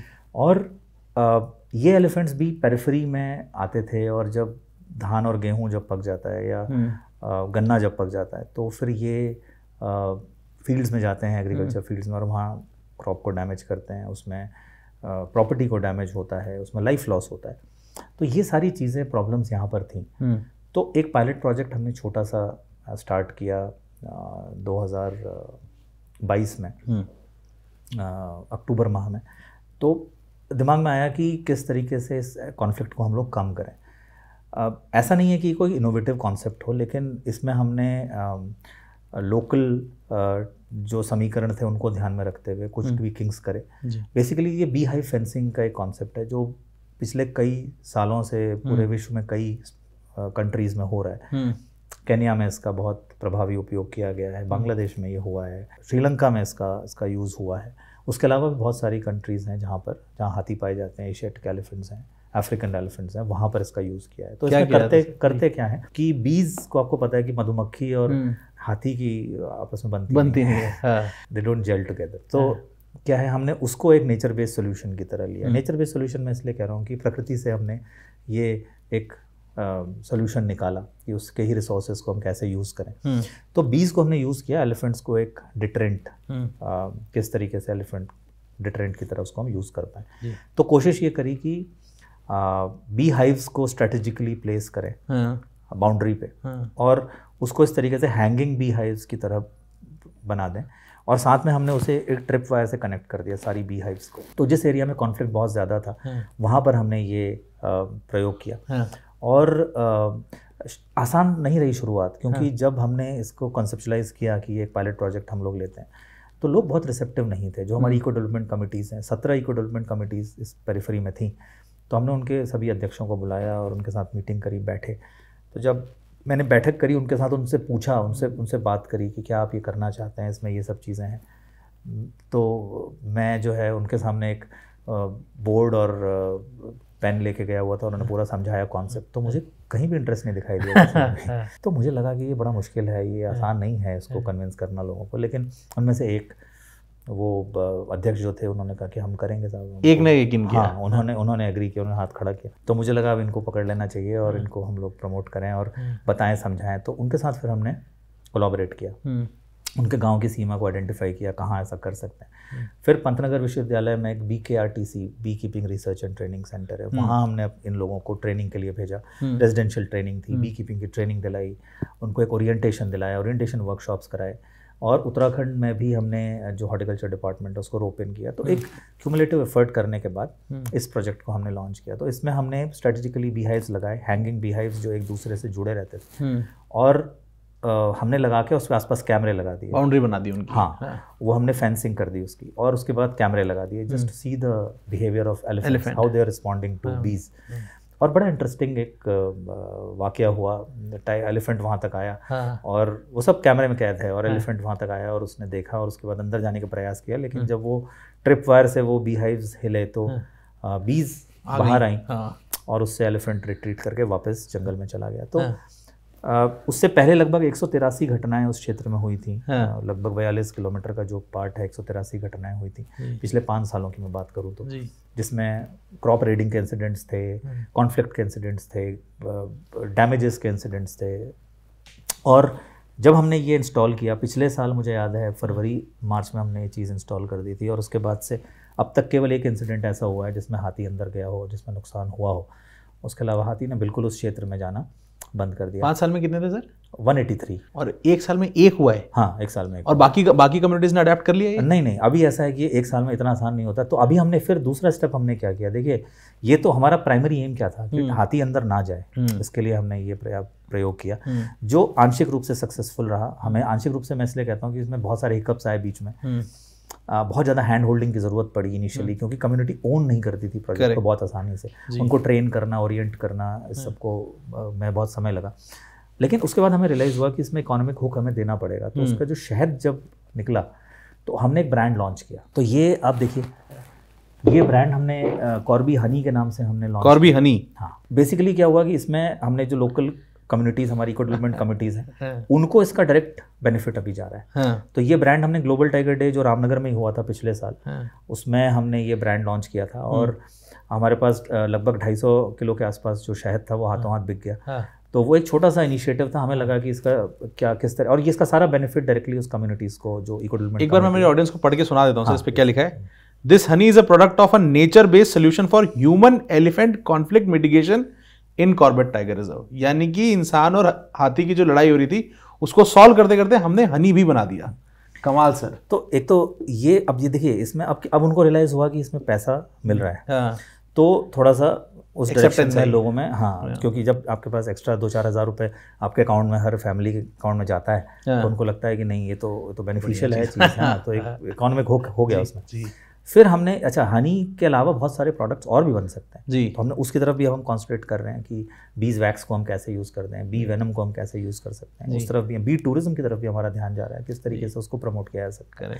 तो ये सब छोटी डाइवर्सिफिकेशन है, तो ये इनिशिएटिव था कम्युनिटीज़ के साथ। इसके अलावा इस वर्ष हम इसको थोड़ा सा और अपस्केल करेंगे, कुछ और इसको हम आगे बढ़ाने की कोशिश करेंगे क्योंकि कुछ काफ़ी पॉजिटिव रिसेप्शन इसमें हमको मिला है। इसके अलावा हमने लोकल जो महिलाएं हैं यहाँ पे, उत्तराखंड में बेसिकली क्या है कि एक ऐपण एक आर्ट फॉर्म होता है, तो हमने आर्ट को कल्चर के साथ जोड़ते हुए उस कॉन्जर्वेशन से लिंक करने का प्रयास किया। तो महिलाओं को हमने ट्रेनिंग दी, लगभग 300 का टारगेट था हमारा, 300 महिलाओं को इस आर्ट फॉर्म की ट्रेनिंग देने का। तो लगभग 125 के आसपास महिलाओं ने ट्रेनिंग पहली अटेंड की। एक महीने का हमने पूरा कोर्स एक चलाया। तो ऐपण ऐसा नहीं कि महिलाएं नहीं जानती हैं, लोकल जो हमारी महिलाएं हैं इस एरिया की वो सब जानती हैं। कुमाऊं में ऐपण बड़ा फेमस एक आर्ट फॉर्म है, उसको हमने लिंक करने का प्रयास किया और उसको हमने कंजर्वेशन से इंटीग्रेट किया और उसको बनाने के बाद उसको एज अ सोवेनियर हम अपनी सोवेनियर शॉप में रखने लगे और वहाँ लोगों को बड़ा अच्छा लगा, जो टूरिस्ट वहाँ आता था तो उसको बड़ा अच्छा लगता था, तो वो उसको फिर परचेज़ करते थे, तो उससे भी इनको कुछ इकोनॉमिक बेनिफिट होना शुरू लगा। तो इस तरीके के कुछ इनिशिएटिव्स लेने के बाद एक बेकरी का हमने एक काम शुरू किया, जो मिलेट्स हैं उत्तराखंड के, जो लोकल मिलेट्स हैं उनको आप किस तरीके से कुकीज़ में, बिस्किट्स में बना के आप किस तरीके से कर सकते हैं, उस पर भी काम चल रहा है। तो जल्दी हमारी बेकरी भी वो शुरू हो जाएगी। तो फिर हमारी जितनी कैंटीन्स अंदर हैं, रेस्ट हाउसेज हैं, उनमें वही प्रोडक्ट्स हम लोग अंदर भेजेंगे, बाकी प्रोडक्ट्स पर हम प्रायोरिटी उनको देंगे, तो एक वो भी सोर्स ऑफ इनकम लोगों को मिलेगा। तो इस तरीके के प्रोग्राम्स हमने लॉन्च किए। एक अवेयरनेस कैंपेन हम लोगों ने चलाई है अभी, जिसको लिविंग विद टाइगर्स कहते हैं। तो बेसिक आइडिया क्या है कि हम फोकस जो है वो कॉन्फ्लिक्ट में टाइगर पे रहता है। हम लोग कोशिश ये करते हैं कि टाइगर से कॉन्फ्लिक्ट से फोकस हटे और कॉन्सेंट्रेट हम करें लोगों पर, लोगों के बिहेवियर पर, कि किस तरीके से आप अपना व्यवहार अगर परिवर्तित करते हैं, अपना बिहेवियर अगर आप चेंज करते हैं तो कॉन्फ्लिक्ट कम हो सकती है। That is the whole notion and whole concept behind living with tigers. और इसमें सबसे बड़ी बात आपको मैं ये बताऊं कि जो रिसेप्शन, देखिए क्या होता है कि जब भी कॉन्फ्लिक्ट होती है हम टाइगर को तो नहीं समझा सकते करेक्ट कि तुम ये मत करो या इधर मत जाओ, लेकिन लोगों को बता सकते हैं। क्या बदलते हैं सर लोग अपने अंदर की टाइगर से उनका कॉन्फ्लिक्ट कम हो? देखिए होता क्या था कि इस एरिया में जो नेशनल हाईवे 309 है या कॉर्बेट की पेरिफेरी में जहाँ पर भी कॉन्फ्लिक्ट होती है, उसमें शाम के टाइम पे लोग जो है वो ऐसे एरिया में चले जाते थे, जंगल से बिल्कुल सटा हुआ एरिया है, तो बाहर इवनिंग वॉक कर रहे हैं, शाम के टाइम 9 बजे 10 बजे चले गए, बाहर रोड पे घूम रहे हैं या जंगल के एरिया में अंदर चले गए, या ऐसे एरियाज में जाके सेल्फी खींच रहे हैं, या जंगल के अंदर चले गए रील्स बनाने के लिए, आजकल सोशल मीडिया का ज़माना तो वो सारी एक्टिविटीज़ होती थी। और इससे क्या होता था कि टाइगर की टेरिटरी है वो, वहाँ पे टाइगर की प्रेजेंस है, हमारे कैमरा ट्रैप्स बता रहे हैं टाइगर है, अंदर हिरन और सांबर और चीतल कॉल आ रही है, पता है कि टाइगर की टेरिटरी है, से कोई फर्क नहीं पड़ता, लेकिन लोग फिर भी वहाँ जाते हैं। तो वो एक हमने लोगों को ये बताया, गांव में हमने मीटिंग्स करी, ग्राम प्रधान को बताया, स्कूली बच्चों को समझाने की कोशिश करी कि आप ऐसे एरियाज़ में न जाएं शाम को अनावश्यक रूप से, जिन एरियाज़ में टाइगर की प्रेजेंस दिख रही है। हमने उनको ये समझाने की कोशिश करी। दूसरा, हमने उन्हें ये भी बताया कि किस तरीके से गाँव के आसपास के एरिया में जहाँ झाड़ जंकाड़ है, लैंटाना बहुत ज़्यादा है, वीड्स बहुत ज़्यादा है, उनको हटा दिया जाए, उसमें हम मदद करेंगे, हम सहयोग करेंगे। तो उनको हटाया जाए जिसमें टाइगर छुप सकता है या जानवर छुप सकता है जो आपको बाद में नुकसान पहुंचा सकता है। उसके अलावा हमने सोलर लाइट्स पे कॉन्सेंट्रेट किया। जिन एरियाज़ में लाइट नहीं रहती है, कम रहती है, वहाँ टैक्स की संभावना बढ़ जाती है, जंगल से सटे हुए एरिया, तो वहाँ सोलर लाइट्स का प्रावधान करना शुरू किया। अभी हमने ढेला में, अभी एक हमारे यहाँ उत्तराखंड में माननीय मुख्यमंत्री जी की एक बहुत अच्छी स्कीम है जैसे घसियारी योजना जी। वो बेसिकली क्या है कि जो स्थानीय महिलाएं हैं वो डिपेंड करती हैं जंगल पे चारे के लिए। एक या दो उनके पास गाय या भैंस होंगी तो वो जंगल जाती हैं चारा लाने के लिए। तो अभी बहुत सारे कॉन्फ्लिक्ट के इंसिडेंट्स ढेला में ऐसे इसी वजह से हुए, हाँ, कि जिसमें वो महिलाएं अंदर गई और वहाँ टाइगर ने उन पर अटैक किया। तो ये सब चीज़ें ना हो पाएँ इसलिए हमने उसको डवटेल किया है कि सब्सिडाइज रेट पर चारा आपको आपके घर पर उपलब्ध हो जाएगा, आपको जंगल जाने की जरूरत नहीं है। उस पर भी सर्वे चल रहा है, हम जल्दी उनको इस योजना से जोड़ देंगे। तो क्योंकि अगर हम मना कर रहे हैं लोगों को अंदर जाने के लिए तो हमें उनको ऑल्टरनेटिव भी तो कुछ देना पड़ेगा। तो ये सब कम्युनिटी आउटरीच और कम्युनिटी को इन्वॉल्व करने के हमने कुछ काम यहाँ पे किए हैं। सर अब हम चलते हैं टाइगर की तरफ। अब ये बातें हो गई, मैनेजमेंट हमने समझ लिया, जॉब समझ ली, सब कुछ समझ लिया। अब हम बात करते हैं टाइगर की तरफ, जो ये सारी इकोनॉमी चला रहा है। टाइगर के लिए हम लोग कैसे क्या क्या काम करते हैं, क्या क्या पॉलिसीज हैं, किस तरह से काम होता है, उसका हम सेंसस कैसे लेते हैं, पकड़ते कैसे हैं। कुछ टाइगर को हम ब्रेसलेट भी पहनाते हैं, हाँ, उसको ट्रैक करने के लिए ट्रैकर पहनाते हैं, हाँ, उसको गले में। तो वो कैसे होता है, टाइगर के साथ क्या क्या रहता है सर, इसके बारे में एक पूरा बात करते हैं, अगर आप बताएं सर। तो देखिए टाइगर जो है आपको पता है नेशनल एनिमल है, बिल्कुल, और कॉर्बेट टाइगर रिजर्व में बेसिकली हमारा पूरा ध्यान जो रहता है वो हमारा प्रोटेक्शन की तरफ, हमारा पहला मैंडेट वही है। करेक्ट। टूरिज्म और बाकी सारे मैंडेट्स हैं, लेकिन डेफिनेटली बट हमारा मैंडेट प्रोटेक्शन सबसे ऊपर। टाइगर के लिए क्या होता है कि हर चौथे साल सेंसस की एक रिपोर्ट रिलीज होती है नेशनल टाइगर कंजर्वेशन अथॉरिटी की। तो हम क्या करते हैं कि वो 4 साल की एक पूरी प्रक्रिया होती है, हर साल सेंसस ऑपरेशंस होते हैं, इसको फेज़ 4 मॉनिटरिंग कहा जाता है। ये टेक्निकल टर्म, मैं उसमें नहीं जाऊँगा, पर अर्थ ये है कि पूरे टाइगर रिजर्व का जो टेरिटोरियल एरिया है, जैसे 1288 स्क्वायर किलोमीटर का टेरिटोरियल एरिया कॉर्बेट का है, इनको 2x2 के ग्रिड में डिवाइड किया जाता है, 2 किलोमीटर बाई 2 किलोमीटर के ग्रिड में डिवाइड किया जाता है, और हर ग्रिड में कैमरा ट्रैप्स लगाए जाते हैं। कैमरा ट्रैप क्या होता है? कैमरा ट्रैप एक इक्विपमेंट है जिससे कि टाइगर की फोटोग्राफ आप ले सकते हैं, लेफ्ट फ्लैंक की और राइट फ्लैंक की, जब वो चल के जाता है तो ये ट्रिगर होता है और फ्लैश फोटोग्राफी से उसकी फोटोग्राफ आ जाती है। तो हमारे पास कॉर्बेट के 260 टाइगर्स की रिपोजिटरी है, हर टाइगर के फोटोग्राफ आप समझ लीजिए, उसकी एक एल्बम है। तो हमारे पास सारे टाइगर्स के फोटोग्राफ्स हैं और बच्चों के भी 260 टाइगर्स के फोटोग्राफ, सब टाइगर्स के लेफ्ट फ्लैंक राइट फ्लैंक, और हमारे पास उसका पूरा डेटाबेस है। तो ये सारी प्रक्रिया पूरी अपनाते हुए एक बहुत बड़ा एक ऑपरेशन चलता है, बहुत बड़ी एक एक्सरसाइज होती है, जिसमें फील्ड लेवल पे ट्रांजैक्ट्स बनाए जाते हैं, कौन से ऐसे एरियाज हैं, ग्रिड्स आइडेंटिफाई किए जाते हैं, और लगभग 500 से ज़्यादा ग्रिड्स, 535 ग्रिड्स कॉर्बेट में है जहाँ ये कैमरा ट्रैपिंग की एक्सरसाइज, 535 कैमरा भी लगे। हाँ, तो और आज की डेट में हम लोग जब हम बात कर रहे हैं, इस दौरान भी हमारे एक्सरसाइज चल रही है फील्ड में, तो इसके फेज़ के हिसाब से इसमें काम होता है, अलग अलग फेजेस में। तो जब ये डेटा कोलेट हो जाता है, उसके बाद इसकी एनालिसिस होती है। तो एक सॉफ्टवेयर के माध्यम से इसकी एनालिसिस होती है, और उस सॉफ्टवेयर में हम लोग देखते हैं पैटर्न, इसको एक्सट्रैक्ट कंपेयर सॉफ्टवेयर कहते हैं। तो पैटर्न को हम एक्सट्रैक्ट करते हैं, टाइगर के स्ट्राइप्स के पैटर्न को, और फिर उसे विजुअली भी कंपेयर करते हैं। कुछ तो सॉफ्टवेयर मदद करता है, लेकिन कुछ हमारा अनुभव काम आता है कि किस तरीके से आप मैचिंग करते हैं, क्योंकि किस पोजीशन पे टाइगर चल रहा है, फ्लैंक किस तरीके से सामने आया है, वो उस पर भी स्ट्राइप्स किस तरीके से मूव करते हैं, उस पर भी डिपेंड करता है बहुत कुछ। तो वो सारा मैप करने के बाद then we prepare a repository and we send it to wildlife institute of India. तो wildlife institute of India में सारी रिपोर्ट्स आती हैं, सारे टाइगर रिजर्व्स की डिटेल्स जाती हैं, और फिर एक कंसोलिडेटेड रिपोर्ट NTCA के लिए तैयार होती है। और नेशनल टाइगर कंजर्वेशन अथॉरिटी हर चौथे साल में टाइगर सेंसस की रिपोर्ट रिलीज करती है। तो इस साल जो रिपोर्ट 2023 में जो रिपोर्ट रिलीज़ हुई है, 2023 में जो फाइनल रिपोर्ट रिलीज हुई है, वो 22 की रिपोर्ट 23 में रिलीज हुई। तो उसमें 260 tigers, 260, not counting the one year, less than 1 year old cups. ठीक। और पूरे उत्तराखंड में जो तराई आर्क लैंडस्केप जिसको हम कहते हैं, कॉर्बेट भी उसका एक पार्ट है, और बाकी ये पूरा लैंडस्केप जो है, इसमें लगभग 560 टाइगर जो है इसमें दिखे। तो एक बहुत बड़ी एक्सरसाइज ये होती है टाइगर मॉनिटरिंग की। और उसके बाद देखिए, जैसे मैंने बताया, डेंसिटी बहुत ज़्यादा है। अब ये प्रश्न भी उठता है कि इतने टाइगर बढ़ गए हैं तो एक लिमिट तक ही तो बढ़ सकते हैं, उसके ऊपर नंबर ऑफ टाइगर्स कितने आप बढ़ा सकते हैं। तो अभी इस पर भी हम लोग काम कर रहे हैं। इस पर कैरिंग कैपेसिटी इसको कहा जाता है कि क्षेत्र आप कितने टाइगर कैरी सस्टेन कर सकते हैं, एक पूरा एरिया कितने टाइगर सस्टेन कर सकता है। तो इस पर भी अभी काम चल रहा है। Wild life institute of India एक रिसर्च कर रहा है इस पर, और इसका भी डेटा हम लोग कलेक्ट कर रहे हैं। तो हमें उम्मीद है कि जब ये रिपोर्ट आएगी तो उससे हमको कम से कम एक बहुत अच्छा मैनेजमेंट के एंगल से या प्रबंधन की दृष्टि से हमें एक बहुत अच्छा एक आइडिया हमें मिलेगा, और बहुत अच्छा हमें फीडबैक मिलेगा, जिससे कि हम लोग टाइगर पॉपुलेशन मैनेजमेंट और कंजर्वेशन के एंगल से हम लोग किस तरीके से बेटर प्रबंधन कर सकते हैं, बेटर मैनेजमेंट कर सकते हैं, उस दिशा में हम लोग फिर आगे जाएंगे। सर, अगला सवाल जो मैं आपसे पूछना चाहूँगा, एलिफेंट्स को लेके हम लोग किस तरह से वर्क करते हैं, उनके साथ हम लोग का किस तरह का काम रहता है? देखिए, जैसे मैंने बताया, लगभग 1200 से ज़्यादा एशियाटिक एलिफेंट्स यहाँ पर। एलिफेंट जो है ये मेगा हर्बीवोर है बेसिकली। तो आप ये देखें कि एलिफेंट्स, कॉर्बेट में जो एलिफेंट्स रहते हैं, बेसिकली एलिफेंट ज़्यादातर आपको नदियों के किनारे, क्योंकि पानी की डिमांड बहुत ज़्यादा होती है, डाइट दिन में 15 घंटे खाना खाते हैं, तो वो ऐसे क्षेत्रों में रहते हैं जिन क्षेत्रों में उन्हें डाइट खाने के लिए भी पर्याप्त भोजन मिले और पानी की उपलब्धता भी रहे, क्योंकि पानी की डिमांड भी उनकी बहुत होती है। And they constantly travel, they keep on travelling, they are long ranging animals. Tigers भी बहुत लंबा चलते हैं और एलिफेंट्स भी बहुत लंबा चलते हैं, they are long ranging animals. तो बहुत लंबा चलने का अर्थ यह है कि वो पूरे, और and it's a matriarchal society. Elephants में क्या होता है कि मादा जो होती है वो लीड करती है। अच्छा। हाँ, फीमेल लीड करती है, और बाकी उसके अंदर जो है मेल भी होंगे, ऑल मेल ग्रुप टाइप के भी होंगे, छोटे बच्चे भी होंगे, है ना, काव्स भी होंगे और बाकी फीमेल्स भी होंगी।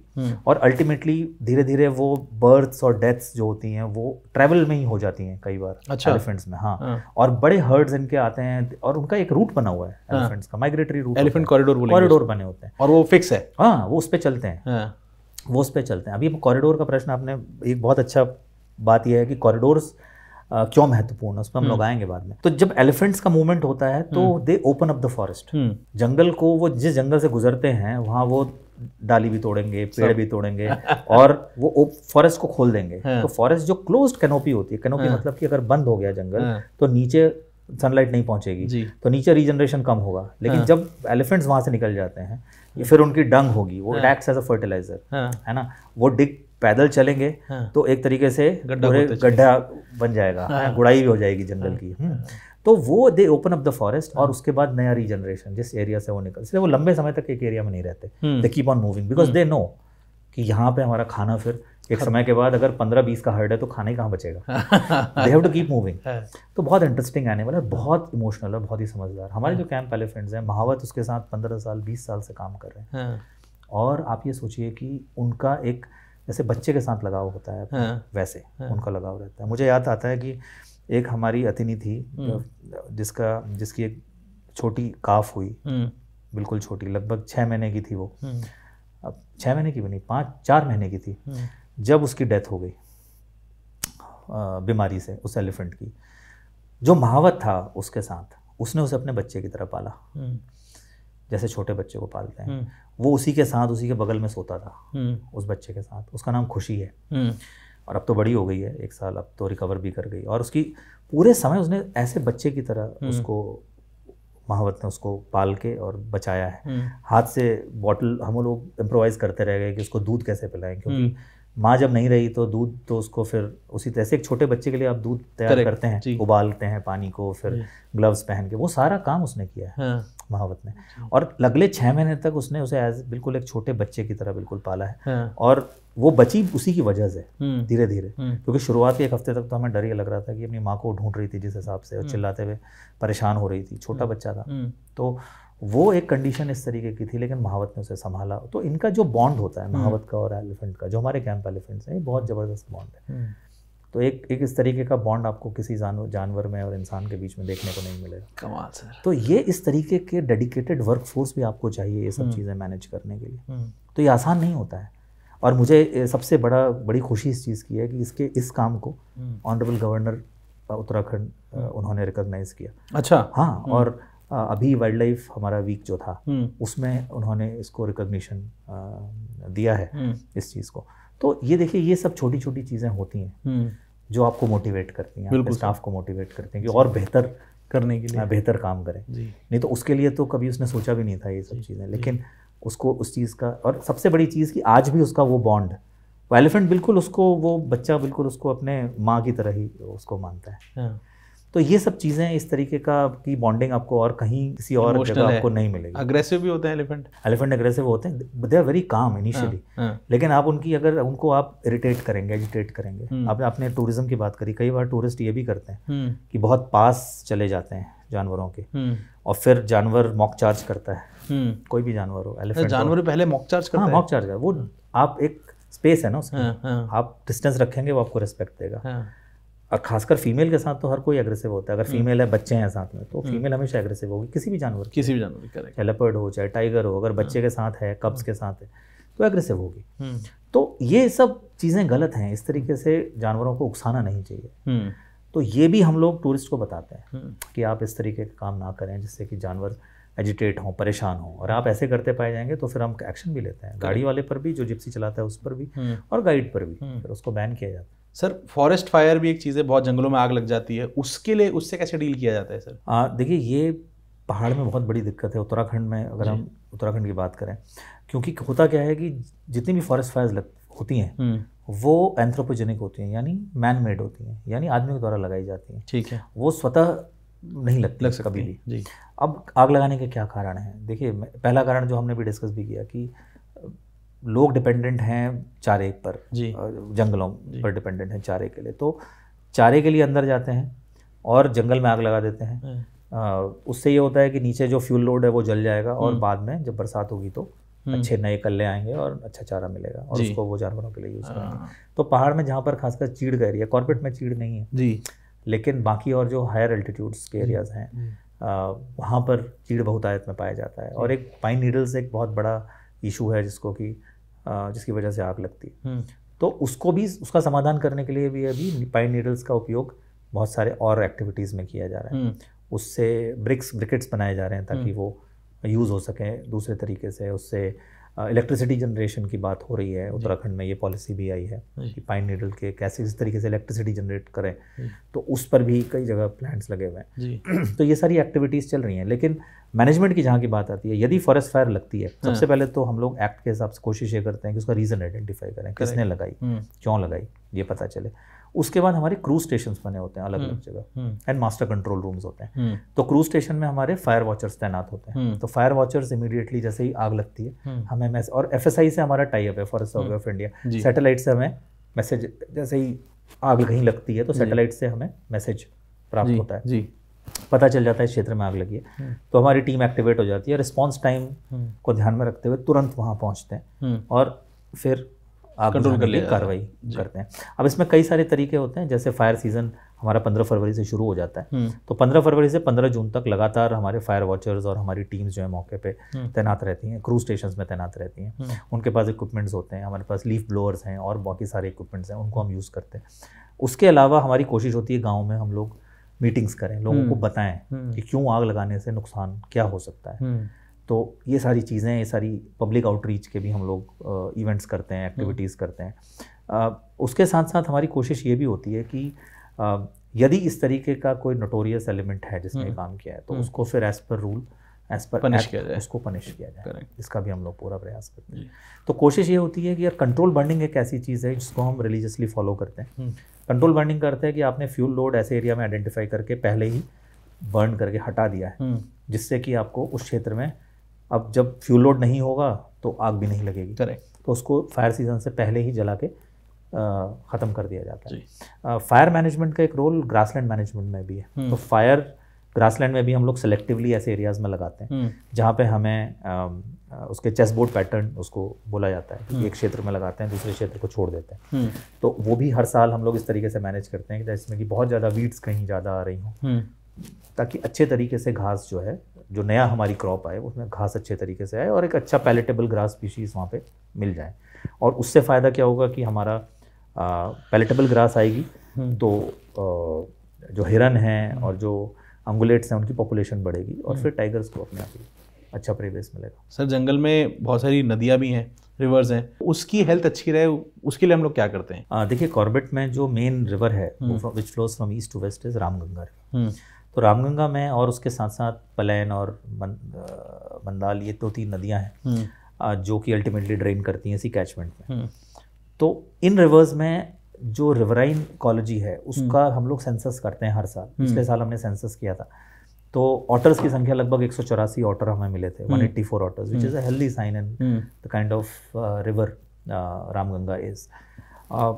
और उसके अलावा हमने घड़ियाल और मगर, ये दोनों भी यहाँ पे पाए जाते हैं, इनका भी हमने सर्वे किया था। इनकी संख्या भी हमारी अच्छी खासी है। इस बार भी हमने देखा है बहुत सारे नेस्टिंग साइट्स ऐसे हैं जहाँ पर हमें घड़ियाल की ब्रीडिंग साइट्स मिले हैं। ऑटर्स की संख्या में भी बढ़ोतरी लगातार हो रही है, क्योंकि देखिए अगर पोल्यूशन नहीं होगा नदी में या अच्छा पानी उपलब्ध होगा तभी इन जलीय जीवों की संख्या में वृद्धि होती है। तो ये एक हेल्दी इकोसिस्टम का साइन है अगर इस तरीके की पॉपुलेशन कॉर्बेट में मिल रही है। तो एक प्रश्न बीच में आया था कॉरिडोर के बारे में, तो उसमें देखिए एक चीज़ होती है अर्बन प्लानिंग, वो क्यों महत्वपूर्ण है। आप ये देखिए कि मैंने आपको बताया टाइगर और एलिफेंट्स दोनों ही लॉन्ग रेंजिंग एनिमल्स हैं, लंबा चलते हैं। अब आप इमेजिन करिए कि आप अपने घर में बैठे हैं और अपनी चार दीवारी में चारों तरफ से आपको अगर बंद कर दिया जाए तो आपका मन करेगा बाहर निकलने का, बिल्कुल आप बाहर निकलेंगे, दीवार तोड़ के निकलेंगे। ऐसा ही जानवर भी करेगा अगर उसे केवल कॉर्बेट में बंद कर दिया जाए चारों तरफ से और उसे बाहर ना जाने दिया जाए, जबकि उसके आसपास और जंगल भी उपलब्ध हैं, लेकिन बड़ा मुश्किल है बाहर निकलना, क्योंकि बाहर निकलते ही नेशनल हाईवे आ जाता है जी।